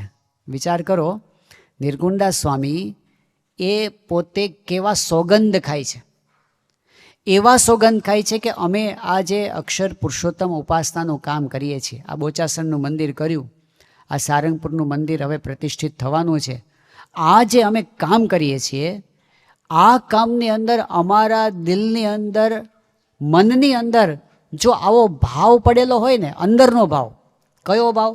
પક્ષાપક્ષીનો ભાવ, કોઈને દબાવવાનો ભાવ, કોઈને પાછા પાડવાનો ભાવ, કોઈને બદલો લેવાનો ભાવ કે બતાવી દઈએ તમને, એવું જો અમારા હૃદયના કોક ખૂણાની અંદર પણ જો આવું પડ્યું હશે ને તો અમે તૈયાર છીએ, પાપ માથે લેવા માટે તૈયાર છે. અને કેટલું પાપ?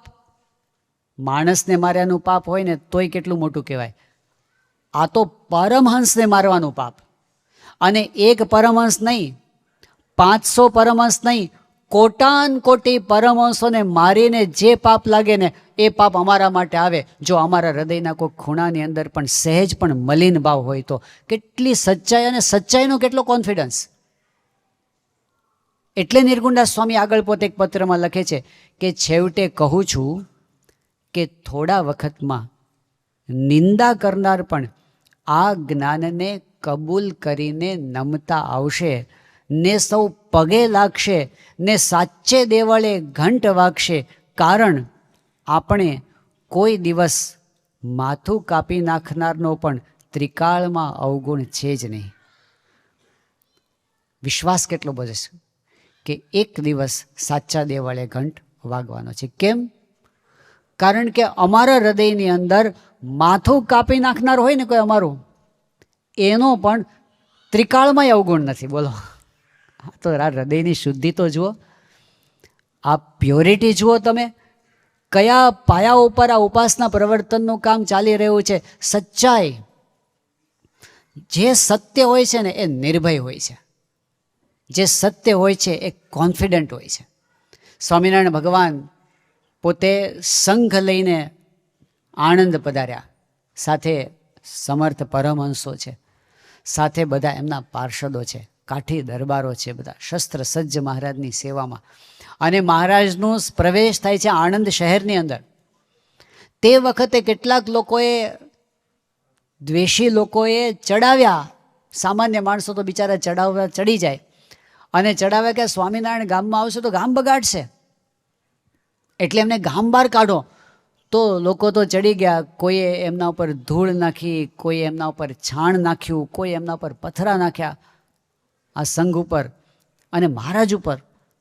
તે વખતે સંતો સમસમી ગયા, એમને તો કંઈ આદેશ હતો કંઈ કરાય નહીં, પણ પેલા જે દરબારો હતા એમના તો શસ્ત્રો હતા, અને જેવા તલવાર કાઢવા ગયા મહારાજ કીધું ખબરદાર, શસ્ત્ર બંધ રાખો, કોઈએ કાંઈ કરવાનું નથી, ફક્ત સહન કરવાનું છે. અઘરામાં અઘરું લેસન મહારાજે આપ્યું. અને એ ધૂળ અને કાદવ અને છાણ એ બધું એમના શરીર પર પડતું તો એવા કપડાં સાથે મહારાજ પોતે ગામમાંથી બહાર નીકળ્યા અને ઝાડ નીચે આવીને બેઠા, અને સામે બધા પરમહંસો બેઠા અને કાઠી દરબારો બેઠા, અને મહારાજ કે આજે આપણે ઈડરિયો ગઢ જીત્યા. શું જીત્યા આમાં? પેલા કહે છે કે મહારાજ અમારું તો આબરૂ ગઈ કે અમે તમારી ભેગા હતા ને અમે બેસી રહ્યા બાયલાની જેમ. મહારાજ કે ના, આ સત્યનો વિજય છે, અને એનો અનુભવ થયો, ખરેખર થયો. વાત સાચી હતી તો ભૂલ કરનારને પણ પસ્તાવો થયો. અને આણંદમાં સત્સંગની શરૂઆત થઈ, અને સત્સંગ વધતા વધતા એક સમય એવો વધ્યો કે જ્યારે દર વર્ષે જ્યારે ધર્માદો થાય અને આણંદથી ધર્માદો ભેગો થાય અને એના ગાડા ભરાય, અને ગાડા જ્યારે વડતાલ મોકલવામાં આવે તો એટલી બધી લાંબી લાઈન થાય કે પહેલું ગાડું જ્યારે વડતાલ હોય ત્યારે છેલ્લું આણંદમાં હોય. આટલો સત્સંગ વધ્યો. એગ્રેસિવ નથી થતું. ક્યારે સત્ય હોય છે ને એ એગ્રેસિવ નથી થતું, ધીરજ હોય છે અને આત્મવિશ્વાસ હોય છે. આજે માણસ અકળાઈ કેમ જાય છે? કોન્ફિડન્સ નથી હોતો એટલે. ભય ક્યાં હોય છે? જે અસત્ય હોય ત્યાં ભય હોય, એગ્રેસિવનેસ ત્યાં આવે છે. પણ ખરેખર સચ્ચાઈ હોય છે ત્યાં તમે જુઓ સાધુતા એની ભેગી ને ભેગી જ હોય છે. અમેરિકાની અંદર લોસ એન્જલસમાં ચિનો હિલ્સ વિસ્તારની અંદર પ્રમુખ સ્વામી મહારાજે ઈસવીસન 2000ની સાલમાં એક જમીન પસંદ કરી મંદિર કરવા માટે. ઘણા વર્ષોની હરિભક્તોની તપશ્ચર્યા હતી, જગ્યા શોધતા હતા અને આ જગ્યા બાપાએ પસંદ કરી કે અહીં આપણે મંદિર કરવું છે. સ્વામી બાપાએ જમીન પસંદ કરીને પછી બાપા તો ભારતમાં આવી ગયા અને આ બાજુ આગળની પ્રક્રિયા ચાલી કે જમીન લીધી છે તો હવે ત્યાં પરમિશન, મંદિર બનવા માટેની પરમિશન. એટલો કોન્ફિડન્સ બધાને નહોતો કે કદાચ પરમિશન મળે કે ના પણ મળે, એટલે કોન્ટ્રાક્ટ એવો રાખ્યો હતો કે દર મહિને એક રકમ આપવાની, જે જમીન માલિક હોય ને એને કોન્ટ્રાક્ટ ચાલુ રાખવા માટે. અને ધારો કે 6 મહિના કે વર્ષ પછી એવી ખબર પડે કે અહીં પરમિશન મળવાની નથી, તો જેટલા આપી દીધા છે એટલા જતા રહે, બાકી છે એટલા રાખવાના. એવું કરવાનું કારણ એ હતું કે બધા રૂપિયા આપી દે, બધા ડોલર આપી દે અને જમીન ખરીદે, પછી પરમિશન ન મળે તો જમીન માથે પડે. એટલે હરિભક્તો આ પ્રમાણે કોન્ટ્રાક્ટ રાખ્યો હતો કે ચલો ભાઈ આપણે ડોલર આપતા જશું અમુક અમુક હપ્તાની અંદર અને કોન્ટ્રાક્ટ ઊભો રાખીશું, ચાલુ રાખીશું. પણ 2001ની સાલ 1 વર્ષ પૂરું થઈ ગયું, પરમિશન મળી નહીં. બીજું વર્ષ પૂરું થયું, પરમિશન મળી નહીં. ત્રીજું વર્ષ પૂરું પરમિશન ન મળી. એટલે બધાને તો કે હવે તો બહુ થઈ ગયું. એવી વિનંતી પણ એક વખત આવી કે બાપા હવે આપણે અહીં છોડી દઈએ, અહીંયા આપણને પરમિશન મળે એવું લાગતું નથી, આપણે બીજે જઈએ. ત્યારે સ્વામી બાપાએ કીધું તમને નથી દેખાતું, મને દેખાય છે, મંદિર ત્યાં જ થશે, આપણે ચાલુ રાખો. 2004ની સાલ પ્રમુખ સ્વામી મહારાજ લોસ એન્જલસ ગયા અને સ્વામી બાપા કે આપણે શિલાન્યાસ કરી દેવો છે. અરે બાપા શિલાન્યાસ ક્યાંથી થાય? હજી તો એ જમીન ઉપર આપણે કંઈ કરી ના શકીએ, હજી આપણને પરમિશન મળી નથી. બાપા કે ભલે પરમિશન ન મળી, આપણે શિલાન્યાસ કોઈક હોલની અંદર સભા કરીને એમાં કરી દેશું. શિલાન્યાસ બીજી જગ્યાએ કરવાનો, જે શિલા પધરાવવાની ત્યાં નહીં. બાપા કે આપણે શિલાનું પૂજન કરી દઈએ. અને એ પૂજન બાપાએ કર્યું અને સ્વામીએ એકદમ જાહેરમાં બધાને વચન આપ્યું કે ભવ્ય મંદિર થઈ જશે અને બધા સુખેથી ઉપાસનાનો જયનાથ થશે ને આપણે ભજન કરીશું. બાપા ત્યાં કહીને આવ્યા, પ્રયત્ન ચાલુ રાખો. ત્યાંના કાયદા પ્રમાણે પબ્લિક હિયરિંગ કરવામાં આવે. જે સિટીની અંદર આવું પ્રોજેક્ટ આવવાનો હોય એ એરિયાની અંદર પબ્લિક હિયરિંગ કરવામાં આવે. હવે જ્યાં આ મંદિર કરવાનું હતું એ જગ્યાએ આજુબાજુના વિસ્તારમાં કેટલાક લોકો એને પૂર્વગ્રહ હતો, હિન્દુ ધર્મ પ્રત્યે પૂર્વગ્રહ હતો. અને એટલે આ મંદિર અહીંયા ન બને એ માટેનો અપપ્રચાર એમણે ચાલુ કર્યો. અને અપપ્રચાર એવો અવળી રીતે ચાલુ કર્યો કે જો અહીંયા આગળ મંદિર થશે તો આપણા સિટીની અંદર ટ્રાફિક વધી જશે, અહીંયા આગળ ગીર્દી વધી જશે, અહીંયા આગળ ઘોંઘાટ વધી જશે, અહીંયા આગળ આપણને અશાંતિ વધી જશે. એની એક વેબસાઇટ ચાલુ કરવામાં આવી, સ્પેશિયલી વેબસાઇટ, પ્રોજેક્ટનો વિરોધ કરવા માટેની સ્પેશિયલ વેબસાઇટ ચાલુ કરવામાં આવી. જો વિરોધ આસુરી શક્તિ પણ ઘણી વખત બહુ ઓર્ગેનાઇઝડ હોય છે, પદ્ધતિસરનો વિરોધ, અને વિરોધમાં સફળતા મળવા માંડી. છાપામાં પણ એવું જ આવે.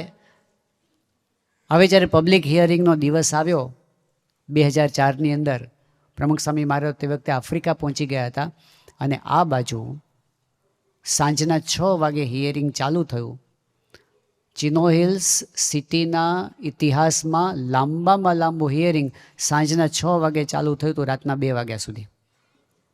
પણ એ જે હિયરિંગ થવાનું હતું, બાપાને સમાચાર આપ્યા કે બાપા આ વખતે આપણે ત્યાં આગળ હિયરિંગ થવાનું છે અને એમાં આપણા તરફથી પણ રજૂઆત કરનાર હશે ને બીજા પણ હશે, બીજા સામા પક્ષવાળા પણ બધા બહુ તૈયાર થઈને આવ્યા છે. સાંઈ બાપા કીધું એ તો બરાબર, આટલું લાંબુ ચાલવાનું છે તો ત્યાં ખાવા પીવાની વ્યવસ્થા છે? તો કીધું બાપા ત્યાં આગળ બીજું કંઈ આપણને રસોઈ કંઈ કરવા ન દે, પણ આપણે નાસ્તાની વ્યવસ્થા કરી છે આપણા હરિભક્તો માટે. બાપા કે કે જે વિરોધ કરવા માટે આવ્યા છે ને એને પણ નાસ્તો કરાવજો, વેરો આતરો ન કરતા. એ બધાને પણ પ્રેમથી જમાડજો. અને બાપાએ કર્યું, અને એ લોકોએ પ્રેમથી નાસ્તો કરીને વિરોધ કર્યો, સારી પેટે વિરોધ કર્યો. અને એટલો વિરોધ થયો, છેલ્લે એવું આવીને ઉભર્યું કે આ પરમિશન મળશે નહીં. મેયરની પેનલ બેઠો હોય, 5 જણની પેનલ કાઉન્સિલની, એને ચુકાદો આપવાનો હતો. હવે આ એક ધાર્મિક બાબત હતી. સીધું જો ધાર્મિક પ્રોજેક્ટને ના પાડવામાં આવે તો એની પણ બીક હોય એ લોકોને કે ભાઈ આ બીજી બાબતમાં કોર્ટમાં જશે કદાચ કેસ. એટલે એમણે એવો ચુકાદો આપ્યો કે ભાઈ આ જમીન ઉપર તમે 42 ફૂટથી ઊંચું બાંધકામ કરી શકશો નહીં. આવો ચુકાદો આપ્યો. બાપા સાઉથ આફ્રિકામાં હતા, અને આખું જે ચુકાદો આવ્યો હતો, જે કંઈ નિર્ણય આવ્યો હતો, એ બાપાને ફેક્સ કરીને હરિભક્તોએ મોકલ્યો. એ વખતે વિરાટ સ્વરૂપ સ્વામી પાર્ષદમાં હતા, એ લોયર થયેલા છે. બાપાએ એમને કીધું કે આ વાંચો શું કહે છે. એટલે એમણે વાંચ્યું અને પછી કીધું બાપાને કે બાપા આમાં એ લોકોએ સારા શબ્દોમાં આપણને કીધું કે તમે બિસ્તરા પોટલા લઈને હાલતા થાઓ. કારણ કે આપણા મંદિરની ઊંચાઈ જ 72 ફૂટની છે પ્રોજેક્ટમાં. હવે 42 ફૂટથી અટકે નહીં કરવાનું તો મંદિર કેવી રીતે થાય? આ વાત પૂરી થઈ. હરિભક્તોનો ફોન આવ્યો કે બાપા હવે શું કરવાનું? બાપા કે હવે મંદિરનું કામ ચાલુ કરવાનું. પણ બાપા કઈ રીતે? આમાં તો 42 ફૂટ. સ્વામી કહે કે અત્યારે 42 ફૂટ સુધી કોઈ રોકવાનું નથી ને તમને. પણ પ્લાન કેવો? સ્વામી ઓરિજિનલ પ્લાન. હવે 72 ફૂટનું મંદિર તમે કરવાનું ચાલુ કરો ને અરે 42 અટકી જાય, તમે વિચાર કરો કેવું બુઠ્ઠું થાય. સ્વામી કહે કે જ્યારે મંદિર થશે ને ત્યારે પરમિશન મળી જશે, તમે ચાલુ કરો બધું. એની તો ના આજુબાજુના બિલ્ડિંગો ચાલુ કરો. સ્વામી કે એની ક્યાં ના પાડે છે?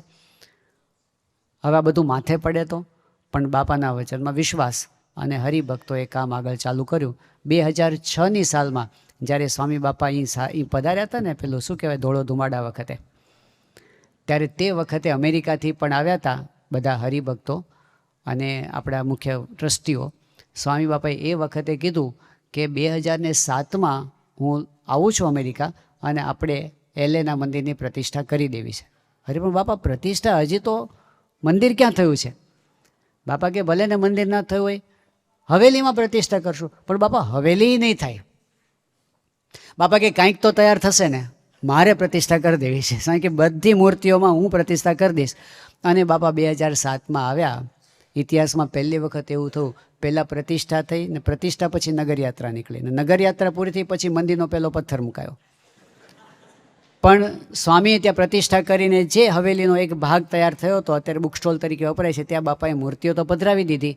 અને સ્વામી કહે કે તમારે શું કરવાનું? આ સિટીના માણસોને ગેરસમજ થઈ છે. બાપા કે આપણે એની સામે નથી પડવાનું. એક ઓપ્શન એવો હતો કે કેસ થાય, કોર્ટમાં કેસ થાય, સામે લડાઈ લઈએ, ધર્મના નામે લડાઈ લઈએ, કારણ કે આપણી વાત સાચી હતી. સ્વામી કે ના, આપણે એવું નથી કરવું. તમે ખાલી આપણી વાત જો સાચી છે તો તમે એને સમજાવો.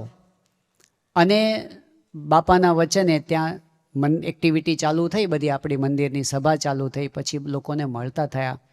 આજુબાજુ સિટીના લોકોને ખબર પડી કે આ લોકો તો બહુ ભલા છે, આ લોકો તો આપણે સિટીને બહુ મદદરૂપ થાય એવા છે. ધીમે ધીમે આત્મીયતા વધવા માંડી અને આપણા બાળ બાલિકા, કિશોર કિશોરી, યુવક યુવતી, હરિભક્તો બધા મળતા ગયા, સાચી વાત સમજાવતા ગયા. લોકોએ પોતાના ઓપિનિયન આપવા માંડ્યા, પત્રો લખીને કાઉન્સિલને મોકલવા માંડ્યા કે આ લોકોના પક્ષમાં અમે છીએ. પછી એક પરિસ્થિતિ કેવી આવીને ઊભી રહી કે હવે જે મુખ્ય માણસો હતા ને એ કોઈ રીતે હવે નવું હિયરિંગ આપવા તૈયાર નહોતા. વાત ઠેલ્યા જ કરે, ફાઇલ હાથમાં જ ન લે. 2008, 9, 10, 2011ની સાલ આવી ગઈ. હવે એપ્લિકેશન એવી હતી કે અમારે ફરી અપીલ કરવી છે, તો ફરી વખત તમે બોલાવો પબ્લિક હિયરિંગ. 2011ની સાલમાં 1 મહિના માટે એક ઓફિસર આવ્યો અને 1 મહિનામાં એણે આ ફાઇલ હાથમાં લીધી અને હિયરિંગ ગોઠવી દીધું. ચલો એ તો થયું. એમાં સૌથી પહેલાં પ્લાનિંગ કમિશનમાં ગયું. પ્લાનિંગ કમિશનમાં 5 સિટીના એન્જિનિયરો બેસીને પ્લાન જુએ. એ 5માંથી 4 જણાએ પ્લાન હા પાડી, 1 જણાએ ના પાડી. એટલે 4ની સામે 1થી એમાં તો પાસ થઈ ગયું. બીજા અઠવાડિયે પબ્લિક હિયરિંગ હતું. બાપાને સમાચાર આપ્યા. બાપા કહે કે આના કરતાં પણ સારો વિજય થશે. આ 4-1થી વિજય થયો ને, સ્વામી કે આના પડતા સારો વિજય થશે. હવે એ કોઈને શક્ય લાગતું નહોતું. એનું કારણ એવું હતું કે જે 5 માણસો બેસવાના હોય એમાં એક મેયર હતા પોતે, અને મેયર તો વિરોધી જ હતા. કારણ કે હરિભક્તો એને મળવા માટે પ્રયત્ન કરતા હતા તો એ મિટિંગ જ ના આપે, અને કે મને તમારા કામમાં રસ જ નથી. બહુ આગ્રહ કર્યો ત્યારે 10 મિનિટ માટે આ હિયરિંગના આગલા દિવસે મળ્યા, પણ પહેલી જ વાત એણે કરી કે જો તમારા આ પ્રોજેક્ટમાં મને કોઈ ઇન્ટરેસ્ટ નથી. એટલે બધાને ખબર પડી ગઈ કે આ ભાઈ એ તો કોઈ દિવસ આપણને વોટ આપવાના નથી. બીજા જે 4 જણ રહ્યા એ 4માંથી એક મહિલા હતા, અને મહિલા તો કેવા હતા કે જો મેયર 100% વિરોધી હોય તો પેલા મહિલા 125% વિરોધી હતા. એટલે એને તો મળવાનો જ મતલબ નહોતો. આ 2 ગયા, બાકીના 3 વધ્યા.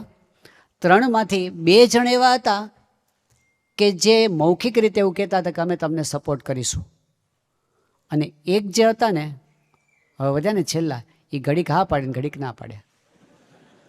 એટલે જે કાંઈ હતું ને બધું એના ઉપર હતું, એ કઈ બાજુ ઢળે છે એના ઉપર હતું. અને પબ્લિક હિયરિંગની ડેટ આવી, એ દિવસે બધા ભેગા થયા, અને આપણા તરફથી એક કિશોરી હતા, એમણે પ્રોજેક્ટની રજૂઆત કરી 5 મિનિટમાં. અને પછી એમણે કીધું કે જેટલા લોકો અહીંયા હાજર છે જે મને સપોર્ટ કરતા હોય પબ્લિકમાં, એ પોતાની જગ્યાએ ઊભા થાય. અને ઉપર જે 5 બેઠા હતા ને એને તો અંધારા આવી જાય એવું દૃશ્ય ઊભું થયું. જ્યારે પેલી કિશોરીએ કીધું કે મને સપોર્ટ આપતા હોય ઊભા થાવ, તો ઓડિયન્સમાંથી 99% ઊભા થઈ ગયા. એટલે જે 2004માં હતો એના કરતાં સાવ જુદું દ્રશ્ય 2011માં થઈ ગયું. પહેલાં લોકો જોયું કે આ થયું શું, બધાનું મન કેવી રીતે ફર્યું. પછી જ્યારે બોલવાનું થયું ત્યારે લોકો એક જ વસ્તુ બોલે, ઉપરવાળાને કે આ લોકોને શું કામ હેરાન કરો છો, આ કેટલા સારા લોકો છે, અમારે મંદિર જોઈએ છે, મંદિર લાવો અહીંયા આગળ. છેલ્લે જ્યારે ઉપરવાળાને વોટ કરવાનો થયો એટલે પેલા 2 જણા જે પક્ષમાં હતા એણે તો હા પાડી દીધી. ઓલો ત્રીજો જે હાનાવાળો હતો એણે હા પાડી દીધી. પેલી જે 125% વાળા બેન હતા એણે હા પાડી દીધી. અને છેલ્લે મેયરનો વારો આવ્યો ત્યારે મેયરે બોલ્યા કે આ હોલમાં મેં પ્રવેશ કર્યો ત્યાં સુધી મારી ના હતી, પણ હવે હા છે. 5-0થી. પણ રીત કઈ, પ્રમુખ સ્વામી મહારાજે રીત કઈ શીખવાડી કે જો તમે સાચા છો તો સાચી વસ્તુને પકડી રાખો. જો સાચા છો તો એગ્રેસિવ ન થાઓ. સાચા છો સાધુતાનો રાહ ન છોડો, ડર ન રાખો. ભલે કદાચ વચ્ચેના પિરિયડમાં એવું લાગે, પણ અંતે સત્ય એ સત્ય જ રહેવાનું છે. મહાન સ્વામી મહારાજનું એક બહુ જ સરસ વચન છે. 30 એપ્રિલ 2022ના દિવસે મહાન સ્વામી મહારાજ સુરતમાં પોતે બોલ્યા હતા. આ વચન વારંવાર મનન કરવા જેવું છે, એનું વાંચન કરીએ. મહાન સ્વામી મહારાજ કહે છે કે જુઓ, તમે બધાએ અનુભવ્યું છે કે સાચું એ સાચું અને ખોટું એ ખોટું. કેટલું સિમ્પલ વાક્ય છે, પણ કેટલી તાકાત છે એમાં. સ્વામી કહે છે સાચું એ સાચું અને ખોટું એ ખોટું. ગમે એમ કરીને મારી મચેડીને સાચું કરવા જઈએ એ રહે જ નહીં. અંતે તો ખોટું છે તે ખોટું જ ઠરવાનું છે. આપણે 1 હોઈએ કે 2 હોઈએ પણ વાંધો નહીં, અંતે લાંબા ગાળે પણ સાચું એ સાચું જ રહેવાનું છે, અને એનું ફળ આપણને મળવાનું છે. અને ટોળા ભેગા થયા હોય પણ ખોટી વસ્તુ તે ખોટી જ ઠરવાની છે. પછી સ્વામી કહે છે કે ગમે એમ સંતાડે, બળ કરે, પણ ખોટું તો ખોટું જ રહેવાનું છે. તમે સાચા હો અને આખી દુનિયા તમને ખોટા પુરવાર કરી આપે પણ એ નહીં થાય. અને જો ખોટા હો અને તમે ગમે એટલું કરો, આખી દુનિયા તમારા પક્ષમાં રહે, સમર્થનમાં રહે, પણ ખોટું એ ખોટું જ રહેવાનું છે. સાચું એ સાચું રહેવાનું છે ને ખોટું એ ખોટું રહેવાનું છે. આ એટલી સરસ વાત છે કે આપણા મન પરથી બધો ભાર કાઢી નાખે, ટેન્શન કાઢી નાખે. કારણ કે આપણને ચિંતા બીજાને સમજાવવાની વધારે હોય છે કે આ સાચી વાત સમજે, પણ આપણે સાચી વાત પર ચાલતા જ રહીએ, ચાલતા જ દુનિયા સમજશે. કારણ કે અંતે સાચું એ સાચું જ રહેવાનું છે અને ખોટું એ ખોટું જ રહેવાનું છે.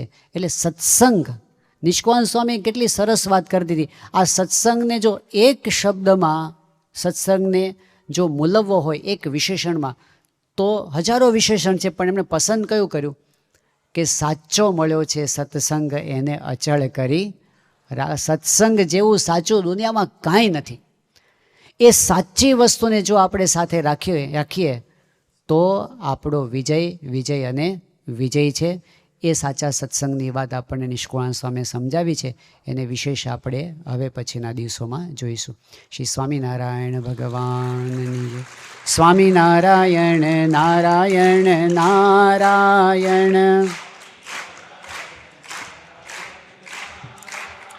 સ્વામિનારાયણ નારાયણ નારાયણ.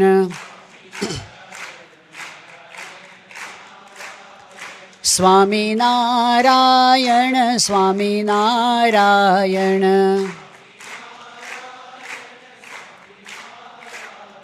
સ્વામિનારાયણ નારાયણ નારાયણ.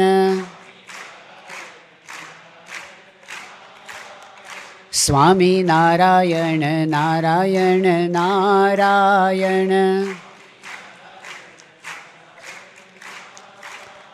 સ્વામિનારાયણ નારાયણ નારાયણ. શ્રી સ્વામિનારાયણ ભગવાનની જય.